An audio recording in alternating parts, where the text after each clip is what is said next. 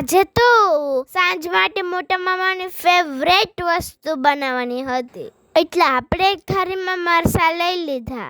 બધાની પહેલા આપણે મરચાં સરખેથી ધોઈ લેવાના છે. પછી તો આપણી ડંકી મસ્તીને મરચાં ધોઈ નાખ્યા. પછી તો મિક્સરનો આપણે એક ડાબલો ગોતી લીધો. હવે આપણે મરચાં ડીટું પાડીને કટકા કરવાના છે. પછી તો એક પછી એક મરચાં ડીટું પાડીને કટકા કરવા માંડ્યા હતા. આ મરચા વાળા 8 મોઢે અડી ન જાય તો સારું, બાકી તો સણે રાતે બોલાવી દેશે હો. પછી તો ઘડીકમાં આપણે બધાય મરચાં કટકા કરી નાખ્યા. પછી આપણે હાલતી પકડી રસોડા બાજુ. રસોડામાં જઈને વિચાર આવ્યો કે આપણે મરચાંને મિક્સરમાં પીલવાના નથી થતા.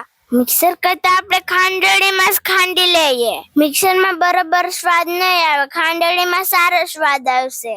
ઘડીકમાં ખાંડે ત્યાં આપણે વિચાર આવ્યો કે આ એકમાં પડશે તો આપણે હેરાન કરી દેશે, એટલે આપણે તરત સસમાં ગોતી લીધા હો. હવે મરચાં ભલે ઉડે. પછી તો આપણા મરચાં મસ્તીના ખંડાઈ જતા. એકવાર ખાંડળીમાં માયા ને તો બીજી વાર નોખા નોખા ખાંડા. મરચાં મસ્તીને ખંડાઈ ગયા. હવે આપણે આને ચટણી વઘારવાની છે. પછી તો આપણે ગેસ હાલતો કરીને તો આપણે મૂકી દીધી.